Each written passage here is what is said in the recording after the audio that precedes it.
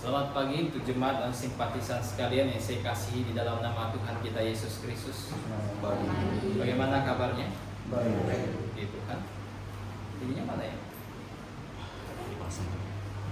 Oh.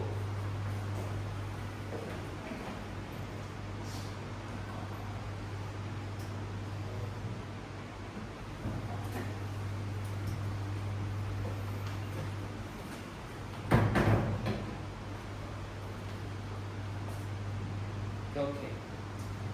Puji Tuhan, kita telah memuji nama Tuhan. Dan sekarang kita akan belajar firman Tuhan. Mari kita buka Alkitab kita dalam kitab Yeremia. Yeremia pasal 28. Yeremia pasal 28. Kita akan baca keseluruhan pasal ini. Cukup panjang. Kita akan baca silih berganti. Kita akan baca hingga ayat yang ke-17. Yeremia 28 ayat pertama hingga ayat ke-17.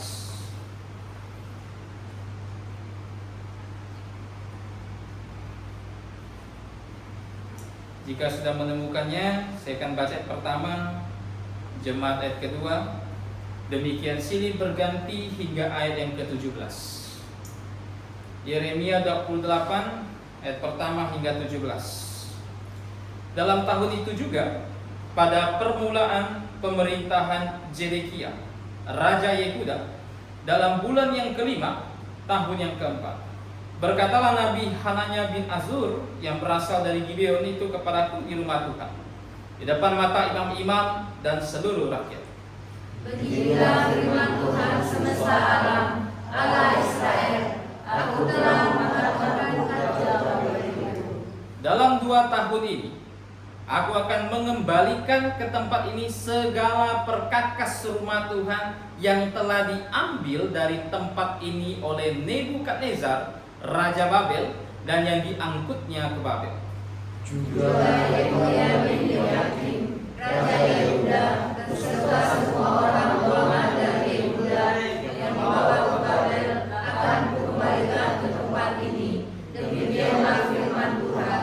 Sungguh, aku akan memandangkan Raja Babel itu. Lalu berkatalah Nabi Yeremia kepada Nabi Hananya di depan mata imam-imam dan di depan mata seluruh rakyat yang berdiri di rumah Tuhan itu. Kata Nabi Yeremia, amin. Moga-moga Tuhan berbuat demikian. Moga-moga Tuhan menepati perkataan-perkataan yang kau membuatkan itu, dengan dikembalikannya perkakas-perkakas rumah Tuhan dan semua orang buangan itu dari Babel ke tempat ini. Hanya dengarkanlah hendaknya perkataan yang akan kukatakan ke telingamu dan ke telinga seluruh rakyat ini. Nabi-nabi yang ada sebelum aku dan sebelum engkau dari dahulu kala telah berbuat kepada banyak negeri dan terhadap kerajaan-kerajaan yang besar dalam perang dan dalam kata-kata dan menyiasat sampah. Tetapi mengenai seorang nabi yang bernubuat tentang damai sejahtera, jika nubuat nabi itu digenapi, maka barulah ketahuan bahwa nabi itu benar-benar diutus oleh Tuhan. Kemudian Nabi Hananya mengambil tanda itu daripada tubuh Nabi Yeremia, lalu mengatakannya. Berkatalah Hananya di depan mata seluruh rakyat itu, beginilah firman Tuhan. Dalam 2 tahun ini, begitu jugalah aku akan mematahkan kuk Nebukadnezar, Raja Babel itu, daripada tengkuk segala bangsa. Tetapi pergilah Nabi Yeremia dari sana. Maka sesudah Nabi Hananya mengatakan kebenaran daripada tengkuk Nabi Yeremia, datanglah firman Tuhan kepada Yeremia. Pergilah mengatakan kepada Hananya, beginilah firman Tuhan. Engkau telah mematahkan gandar kayu, tetapi aku akan membuat gandar besi sebagai ganti. Sebab beginilah firman Tuhan semesta alam, Allah Israel. Ku bersiapkan taruh ke atas tengkuk segala pasangan ini, sehingga mereka takut kepada Nebukadnezar, Raja Babel. Sungguh mereka akan takut kepadanya, malahan mendatang-datang kepada Lalu berkatalah Nabi Yeremia kepada Nabi Hananya, dengarkanlah, hai Hananya, Tuhan tidak mengutus engkau, tetapi engkau telah membuat bangsa ini percaya kepada dusta. Sebab itu beginilah firman Tuhan, sesungguhnya aku menyuruh engkau pergi dari muka bumi. Tahun ini juga engkau akan mati, sebab engkau telah mengajak murtad terhadap Tuhan. Maka matilah Nabi Hananya dalam tahun itu juga, pada bulan yang ke-7. Mari kita berdoa. Bapa di dalam kerajaan sorga, kami mengucap syukur atas kasih setiamu. Kami dapat berbakti bersama, memuji namamu di dalam tubuh Tuhan kami Yesus Kristus, yaitu GBIA Pontianak. Bapa di sorga, pada hari ini kami membaca firman-Mu dan akan mempelajari firman-Mu. Bapa, kiranya Engkau berikan kepada kami hikmat, agar kami dapat mengerti firman-Mu, agar kami dapat semakin dewasa di dalam Tuhan kami Yesus Kristus ketika kami mengerti firman-Mu. Kiranya Engkau membantu kami untuk mengingat apa yang kami pelajari dengan baik, sehingga kami tidak mudah tersesatkan oleh angin pengajaran sesat yang ada di luar sana. Terima kasih Bapa, berkati hamba-Mu dengan hikmat, agar dapat mengajar, berkhotbah dengan baik, dan apa yang keluar dari mulut hamba-Mu adalah kebenaran dan bukan kesesatan. Terima kasih Bapa, hanya di dalam nama Tuhan kami Yesus Kristus kami sudah berdoa dan mengucap syukur. Amin. Saudaraku sekalian, Tuhan berkata bahwa kehidupan kekristenan itu adalah kehidupan penuh peperangan. Kita menghadapi banyak musuh, bahkan musuh-musuh berkemah di sekeliling hidup orang Kristen. Saudara, musuh-musuh yang berkemah tersebut berbagai macam, berbagai ragam. Sang musuh utama, iblis atau setan, memiliki banyak sekali pasukan untuk berusaha menyerang kekristenan. Saudara, ketika kita menyadari bahwa peperangan ada di depan mata kita, maka kita harus selalu siap siaga dalam menghadapi musuh-musuh tersebut. Setan menggunakan pasukannya mendatangkan guru-guru palsu, mendatangkan nabi-nabi palsu di sepanjang zaman. Bahkan sampai hari ini, setan terus mengirimkan guru-guru palsu mereka, terus mengirimkan nabi-nabi palsu mereka. Untuk apa, saudara?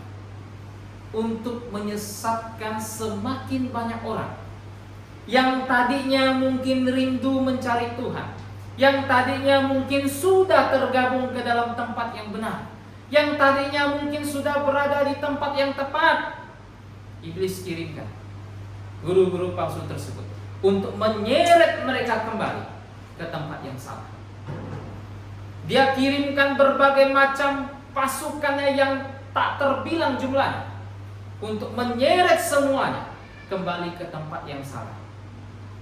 Saudara, kita bisa lihat bahkan pada masa Yeremia, ketika Tuhan menyerang Israel dengan berbagai macam peringatan dan nubuatan, Israel akan Tuhan hukum, kata Tuhan. Kenapa? Karena mereka melanggar apa yang Tuhan mau. Israel akan menderita penghukuman, akan dicampakkan kepada Babel, dibawa ke pembuangan ke Babel. Tetapi iblis tidak senang, mendatangkan satu nabi palsu di sini, Hananya, memberitakan bahwa tenang saja semua orang Yahudi, tenang saja semua orang yang tinggal di Yehuda, tenang saja semua orang yang tinggal di Israel, Tuhan takkan buang kita. Tidak akan.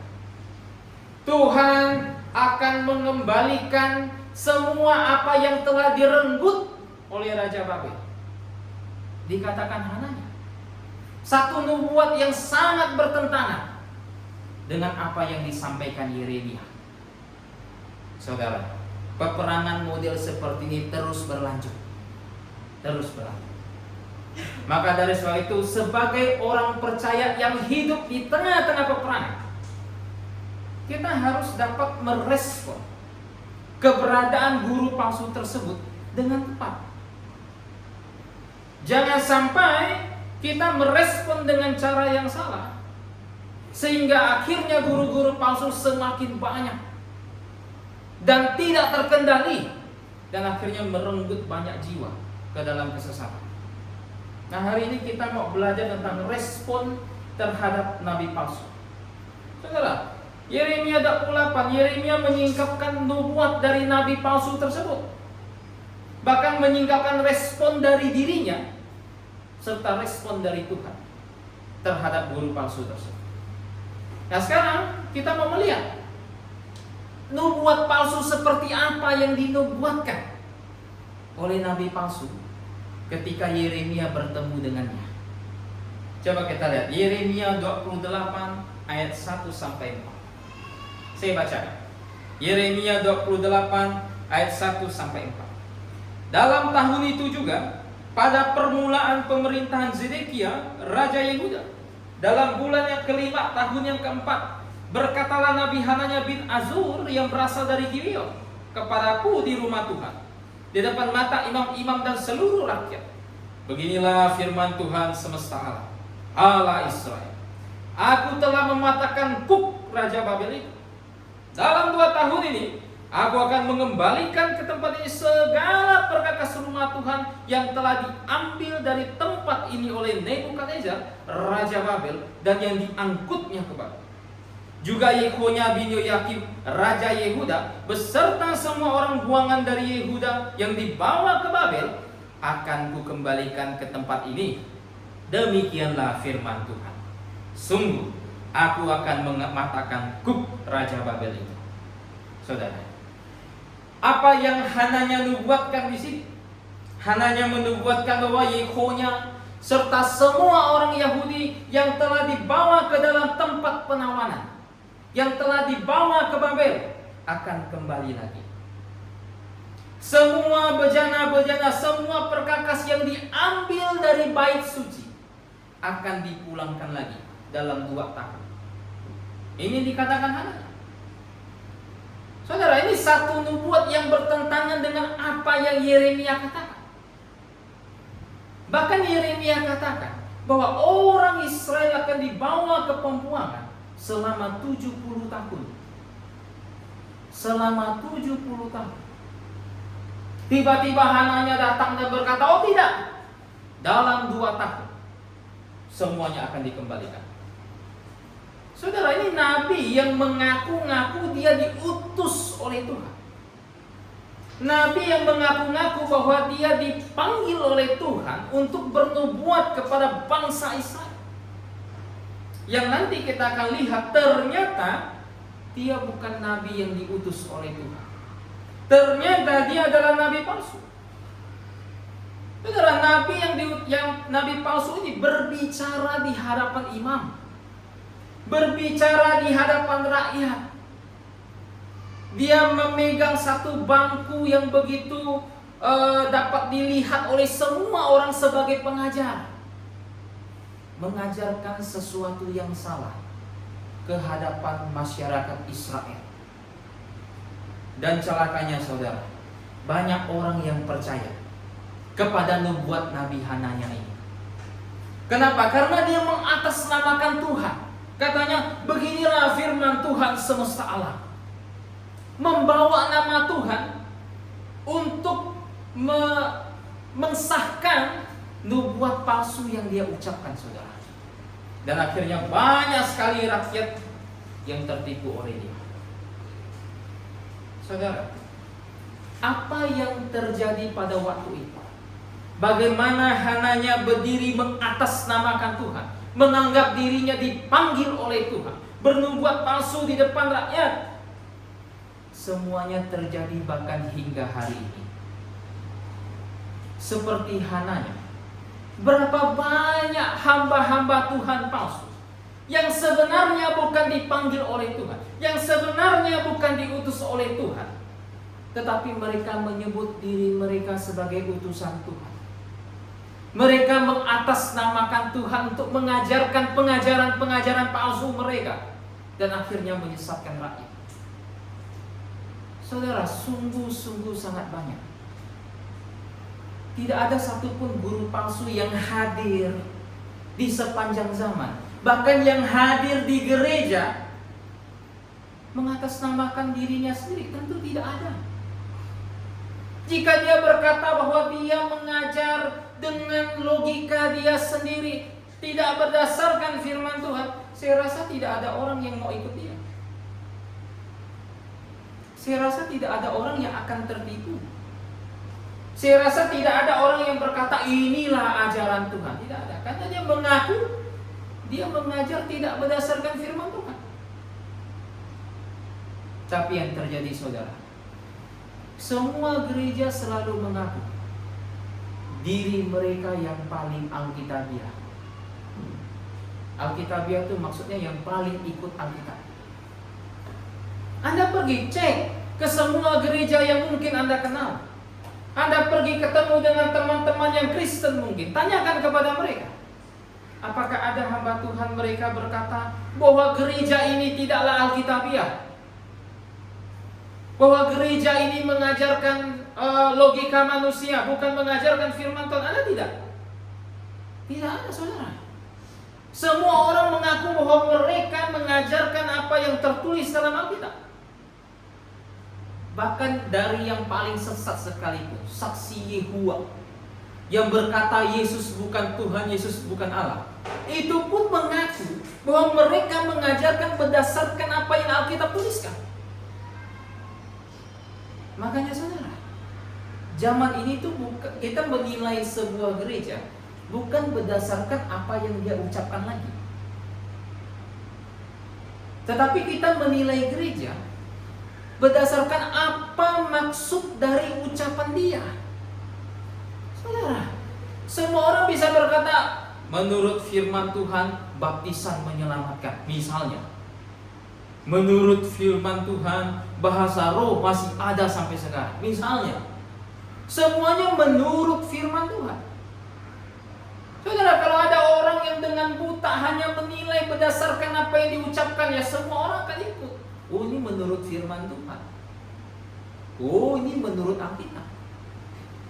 Tidak, saudara, kita tidak bisa lagi menilai seperti itu. Kita mesti mengerti apa yang dia maksud. Mesti mengerti itu. Bahkan di gereja yang kelihatannya hampir benar, itu pun mesti hati-hati. Perlu mengerti apa yang ia maksud ketika dia membuat satu pernyataan, supaya kita jangan tersesatkan. Saudara, kurang nyaman apa berita tentang damai sejahtera? Ya kan? Bahkan Tuhan pernah memakai Yesaya untuk menubuatkan adanya satu masa yang penuh damai bagi Israel. Kurang tepat apa itu kan begitu? Tetapi tiba-tiba Hananya muncul, menubuatkan damai. Orang Israel waktu itu mestinya hati-hati. Jangan mentang-mentang dengar ini firman Tuhan, ini nubuat damai, langsung mau percaya. Mesti mengerti dulu maksudnya apa. Mesti bandingkan dulu dengan nubuat Nabi sebelumnya, supaya bisa mendapatkan satu pemahaman yang tepat. Menolak ajaran palsu, meninggalkan nabi-nabi palsu, meninggalkan guru-guru palsu. Para jamaah sekarang meninggalkan gereja yang salah, saudara. Ini mesti mengerti. Sudah berapa banyak hamba Tuhan di luar sana yang berkata keselamatan oleh perbuatan. Oh, dia kutip Alkitab misalnya, dia cari ayat-ayat Alkitab yang seolah-olah membenarkan apa yang ia katakan.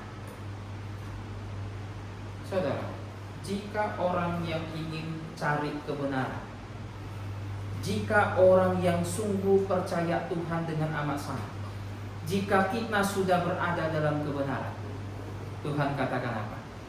Ujilah segala sesuatu dan peganglah yang baik. Tuhan inginkan apa? Jemaat itu seperti jemaat Berea.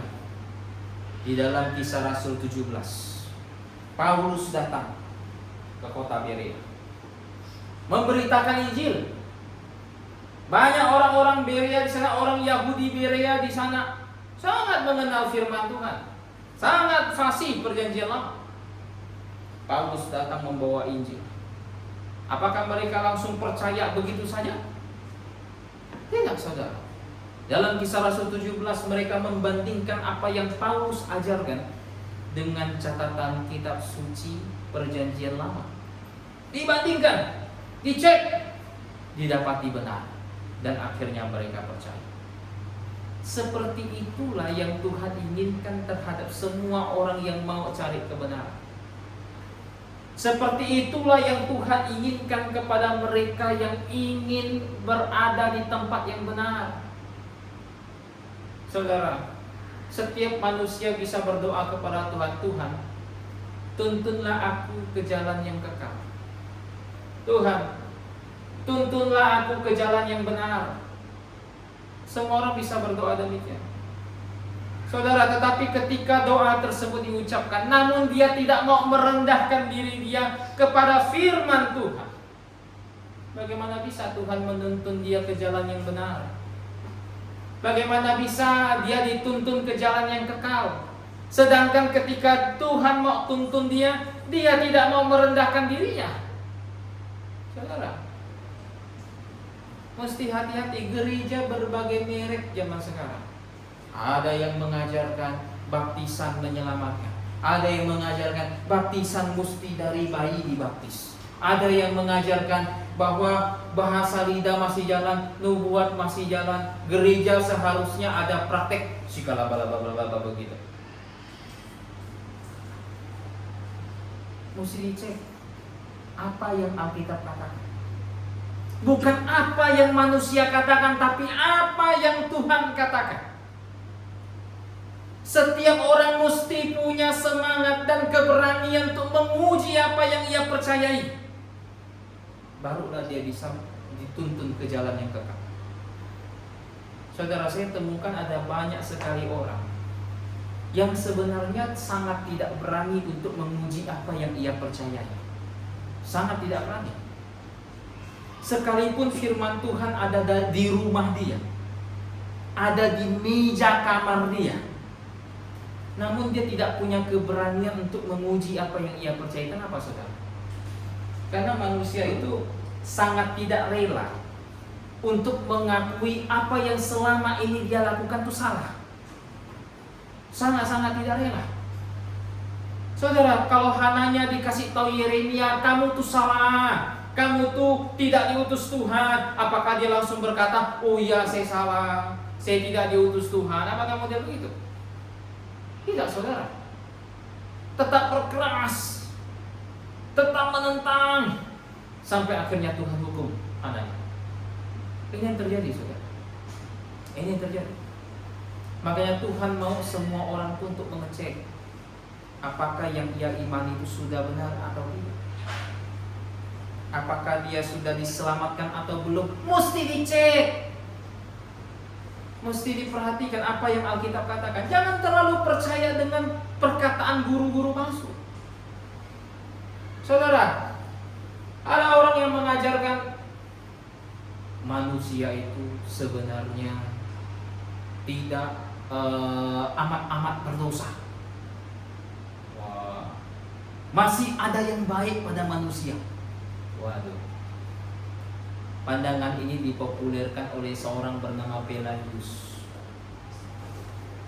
Manusia itu ya oke lah berdosa, tapi sebenarnya dia tidak mati dalam dosa, dia hanya sakit. Gitu. Masih ada yang baik, dia masih bisa melakukan sesuatu yang benar dari dirinya sendiri. Dia masih bisa cari Tuhan dari dirinya sendiri. Saudara, ini contoh ajaran sesat. Apa yang Alkitab katakan? Alkitab katakan manusia itu berdosa. Alkitab katakan manusia itu mati di dalam dosa. Alkitab katakan bahwa tidak ada seorang pun yang mencari Allah. Tidak ada. Guru palsu berkata kita bisa cari Tuhan dengan sendirinya tanpa bantuan apapun. Alkitab katakan tak ada seorang pun yang mencari Tuhan. Nah, mau percaya yang mana? Kan betul. tentu mesti percaya apa yang Alkitab katakan. Guru palsu berkata, masih ada hal yang baik yang bisa kita lakukan untuk menyelamatkan diri kita. Alkitab katakan tidak ada. Tidak ada. Tidak ada satu perbuatan pun yang dilakukan oleh manusia. Bahkan kesalehan mereka secara manusiawi adalah kain cemar di hadapan Tuhan. Kenapa? Karena tidak memenuhi standar kekudusan, kebenaran, dan keadilan Tuhan. Beda dengan ajaran guru palsu. Guru palsu katakan kita bisa selamat oleh perbuatan kita. Entah melalui baptisan kah, kerajinan buat baik atau apapun itu. Alkitab katakan tidak bisa. Tidak bisa. Kita selamat oleh kasih karunia melalui iman. Lewat ini kita selamat. Lewat ini kita masuk surga dengan cara bertobat dan percaya kepada Kristus. Segala perbuatan apapun tidak membawa kita ke surga. Saudara, zaman sekarang mesti hati-hati. Mesti hati-hati. Jumlah guru palsu jauh lebih banyak daripada guru yang benar. Jauh. Inilah keadaan zaman. Inilah keadaan zaman. Alkitab katakan dalam 1 Timotius pasal 4, di masa akhir, saat ini akan banyak orang yang murtad. Kenapa murtad? Karena banyak guru palsu. Mesti hati-hati. Apalagi ini zaman elektronik. Zaman elektronik. Mau cari guru palsu paling gampang lewat sini. Tidak dicari pun muncul sendiri dia. Tiba-tiba lewat di beranda YouTube. Pendeta Gilbert berkata bahwa Yesus bukan anak Allah. Waduh, repot. Enggak dicari muncul sendiri. Tiba-tiba ketemu satu pendeta wanita berkata, enggak perlu baca Alkitab. Tak ada perintah Tuhan baca Alkitab. Waduh. Sangat mudah, saudara. Sangat-sangat mudah. Zaman sekarang, maka mesti hati-hati. Itu yang pertama. Jadi ada nubuat palsu dari Hananya. Nah, kita sudah lihat nubuat palsunya. Nah, sekarang kita melihat respon dari Yeremia terhadap Hananya. Bagaimana respon Yeremia? Kita lihat ayat ke-5 sampai ke-9. Dikatakan apa di situ? Lalu berkatalah Nabi Yeremia kepada Nabi Hananya di depan mata imam-imam dan di depan mata seluruh rakyat yang berdiri di rumah Tuhan itu. Kata Nabi Yeremia, amin. Moga-moga Tuhan berbuat demikian. Moga-moga Tuhan menepati perkataan-perkataan yang kau nubuatkan itu dengan dikembalikannya perkakas-perkakas rumah Tuhan dan semua orang buangan itu dari Babel ke tempat ini. Hanya dengarkanlah hendaknya perkataan yang akan kukatakan ke telingamu dan ke telinga seluruh rakyat ini. Nabi-nabi yang ada sebelum aku dan sebelum engkau dari dahulu kala telah bernubuat kepada banyak negeri dan terhadap kerajaan-kerajaan yang besar tentang perang dan malapetaka dan penyakit sampar. Tetapi mengenai seorang nabi yang bernubuat tentang damai sejahtera, jika nubuat nabi itu digenapi, maka barulah ketahuan bahwa nabi itu benar-benar diutus oleh Tuhan. Saudara, apa respon Yeremia? Yeremia berkata, amin, amin. Kiranya Tuhan melakukan seperti demikian. Saya rasa Yeremia akan sangat bersuka cita kalau misalnya nubuat Hananya itu benar. Kenapa, saudara? Karena Yeremia diutus Tuhan untuk menubuatkan kehancuran dari Yerusalem. Menubuatkan bahwa orang Yahudi akan dibuang ke Babel. Menubuatkan bahwa mereka akan dalam pembuangan mereka selama 70 tahun. Saudara, saya rasa seandainya nubuat Hananya itu benar, Yeremia akan sangat bersuka cita. Sangat amat sangat. Tetapi kenyataannya apa, saudara? Yeremia tahu bahwa Hananya tidak diutus oleh Tuhan. Tidak. Yeremia sangat tahu itu. Yeremia sangat tahu Hananya itu adalah nabi palsu. dia menubuatkan hal yang palsu. Tetapi saudara, ketika Yeremia bertemu dengan nabi palsu tersebut, dia sama sekali tidak tempeleng wajahnya. Tidak. Dia sama sekali tidak tendang itu Hananya. Mentang-mentang nabi palsu bernubuat depan rakyat langsung ditendang dia. Tidak, saudara. Yeremia menghadapi Hananya hanya dengan menggunakan kata-kata saja.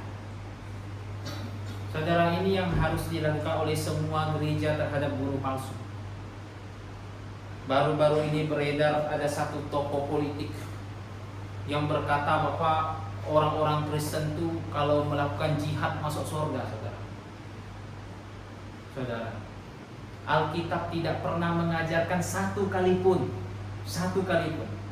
ketika ada kekristenan yang berbeda pendapat dengan kita, bunuh dia. Nggak ada. Pikul bom, ledakkan gereja dia. Tidak ada, saudara. Tidak ada. Sama sekali tak pernah terucap dalam firman Tuhan. Justru Alkitab kasih tahu apa? Kasihilah sesama manusia seperti dirimu sendiri. Ketemu musuh, doakan dia. Ini yang Alkitab perintahkan, saudara. Bahkan ketika bertemu dengan guru palsu sekalipun, apa yang Alkitab katakan dalam surat Titus? Peringatkan mereka 2 atau 3 kali. Peringatkan mereka bahwa mereka mengajarkan hal yang salah. Kita enggak disuruh ketemu gereja salah, tutup gerejanya. Enggak ada, saudara. Ketemu hamba Tuhan yang mengajarkan kesesatan, tabrak dia kalau di jalan kaki. Enggak ada, saudara. Tidak ada. Kita peringatkan dengan harapan agar dia bertobat kembali, dengan harapan agar dia berbalik kembali ke tempat yang benar. Ini yang dilakukan Yeremia, saudara. Dia berkata amin. Tetapi Yeremia katakan, hanya dengarkanlah hendaknya apa yang akan kukatakan kepadamu dan kepada seluruh rakyat. Yeremia mencoba memperingatkan mereka kembali dengan menghubungkan dirinya dengan nabi-nabi sebelumnya. Dia katakan nabi-nabi sebelumnya juga menubuatkan malapetaka. Demikian juga dengan dirinya, membawa satu pesan yang sama, bahwa Israel telah berdosa di hadapan Tuhan, bahwa mereka telah melanggar perjanjian Tuhan, maka mereka harus dihukum. Membawa satu pesan yang sama.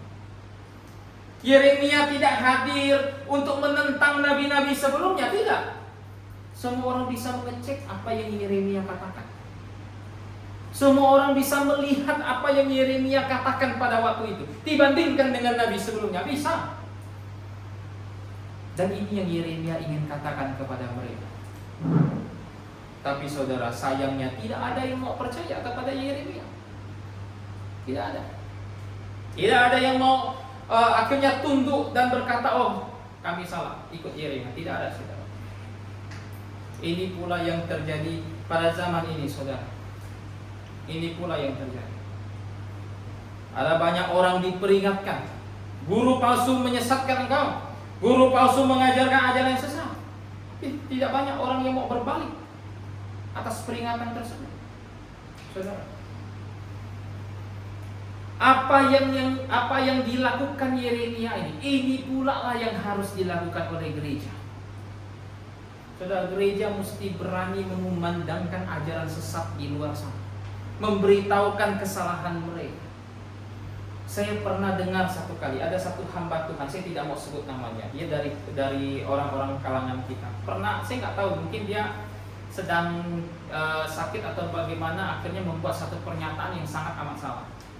Dia berkata begini, kalau di mimbar gereja tidak boleh sebut si anu salah,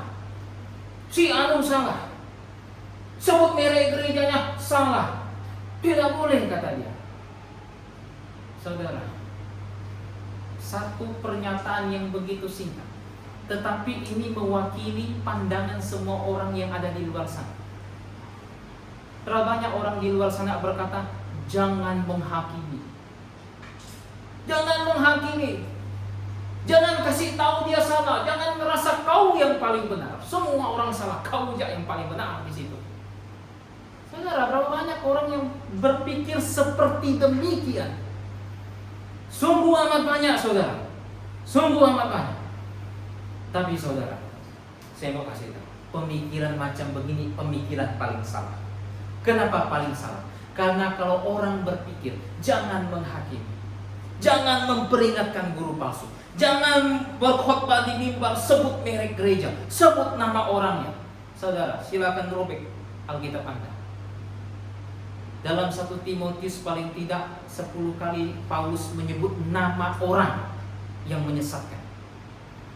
Saudara, saya sebut nama misalnya si Anu Gilbert misalnya, mungkin hanya dikenang sampai ya 2-3 tahun. Pak Tommy pernah khotbah seperti ini, mungkin 2-3 tahun. Saudara, Paulus tanamkan nama para penyesat tersebut, ditulis dengan nama dalam surat 1-2 Timotius. Ini dikenang berapa lama, saudara? Bukan 1-2 tahun, ini dikenang sepanjang zaman. Setiap orang buka Alkitab, baca surat Timotius, aduh ketemu pula Hymenius Alexander ini gitu. Wah, mereka mengajarkan kesesatan. Buka sedikit, aduh ketemu nama lagi begitu. Saudara, ini dikenang sepanjang abad, sepanjang zaman. Ketika Yesus Kristus berjalan di bumi, dia memperingatkan orang Farisi akan kesalahan mereka, akan dosa mereka, akan praktek peribaratan mereka yang salah. Apakah itu dikenang hanya setahun 2 tahun? Tidak, saudara, itu dituliskan, dikenang sepanjang zaman. Saudara, banyak orang tuh salah paham dalam Matius pasal 7. Kita sedikit lihat ya. Banyak orang salah paham. Matius 7 ayat 1. Perhatikan Bapak Pendeta kata mereka. Jangan kamu menghakimi supaya kamu tidak dihakimi. Wah, ini jadi ayat pesta pora. Pokoknya jangan menghakimi. Ayat kunci. Ada siapa bilang salah? Wits, Matius 7. Jangan menghakimi. Saudara, orang-orang mengutip ayat sembarangan, tidak lihat konteksnya bicara apa. Sama sekali tidak lihat. Matius 7 ayat 1. Jangan menghakimi supaya kamu tidak dihakimi. Perhatikan ayat berikutnya. Perhatikan, tidak usah jauh. Lihat ayat ketiga. Mengapakah engkau melihat selumbar di mata saudara, sedangkan balok di dalam matamu tidak engkau ketahui? Bagaimanakah engkau dapat mengeluarkan selumbar dari matamu, padahal ada balok di dalam matamu? Hai orang munafik, keluarkan dahulu balok dari matamu, maka engkau akan melihat dengan jelas untuk mengeluarkan selumbar itu dari mata saudaramu. Artinya apa, saudara? Kalau kita sudah mengeluarkan balok dari mata kita, boleh tidak kita bantu saudara kita keluarkan selumbar di mata saudara kita? Oh, baptisan itu mesti kepada orang dewasa saja, bayi tidak boleh. Boleh tidak, saudara? Boleh. Baloknya sudah kita keluarkan, balok di mata kita. Ajaran sesat yang dulu mungkin kita imani sudah kita buang. Masa kita tak boleh bantu saudara kita? Matius 7 ajarkan apa? Jangan menghakimi dengan munafik. Makanya ada kata di situ apa? Hai orang munafik, jangan menghakimi dengan munafik. Kalau saya menghakimi dengan tidak munafik, boleh tidak? Ya boleh, saudara. Sangat boleh. Sangat-sangat boleh. Itulah sebabnya di mimbar sekalipun kita bisa peringatkan ajaran palsu yang beredar di luar sana. Harus malah, wajib. Kenapa? Untuk membentengi jemaat supaya tidak tersesatkan oleh guru-guru palsu. Ini harus dilakukan. Ini tanggung jawab kita semua. Dan itu respon Yeremia, diperingatkan. Begitu. Dan kita mau lihat respon Tuhan terhadap ajaran palsu, terhadap guru palsu, terhadap nabi palsu. Tadi respon Yeremia. Bagaimana respon Tuhan? Kita lihat Yeremia pasal 28. Ayat 12-17. Ini respon Tuhan. Maka sesudah Nabi Hananya mematahkan gandar daripada tengkuk Nabi Yeremia, datanglah firman Tuhan kepada Yeremia. Pergilah mengatakan kepada Hananya, beginilah firman Tuhan, engkau telah mematahkan gandar kayu, tetapi aku akan membuat gandar besi sebagai ganti. Sebab beginilah firman Tuhan semesta alam, Allah Israel, kuk besi akan kutaruh ke atas tengkuk segala bangsa ini, sehingga mereka takluk kepada Nebukadnezar, Raja Babel. Sungguh mereka akan takluk kepadanya. Malahan binatang-binatang di padang telah kuserahkan kepadanya. Lalu berkatalah Nabi Yeremia kepada Hananya, dengarkanlah hai Hananya, Tuhan tidak mengutus engkau, tetapi engkau telah membuat bangsa ini percaya kepada dusta. Sebab itu beginilah firman Tuhan, sesungguhnya aku menyuruh engkau pergi dari muka bumi. Tahun ini juga engkau akan mati, sebab engkau telah mengajak murtad terhadap Tuhan. Maka matilah Nabi Hananya dalam tahun itu juga pada bulan yang ke-7. Saudara, apa respon Tuhan terhadap Hananya? Apa respon Tuhan terhadap ajaran palsu? Saudara, Tuhan merespon dengan langsung memberikan firman Tuhan untuk menentang Hananya. Langsung diturunkan firman, kasih tahu kepada Hananya, engkau tidak diutus oleh Tuhan. Engkau mungkin sudah mematahkan kuk kayu, karena Tuhan suruh Yeremia waktu itu buat kuk, taruh di tengkuk sebagai simbol nubuatan bahwa demikianlah Israel akan diperbudak oleh Babel. Demikianlah bangsa-bangsa. Datang Hananya nggak suka, kuknya diambil dipatahkan. Tuhan bilang, oke, kau sudah patahkan yang dari kayu itu, mungkin itu bukan kayu belian, makanya bisa dipatahkan. Buat pakai besi.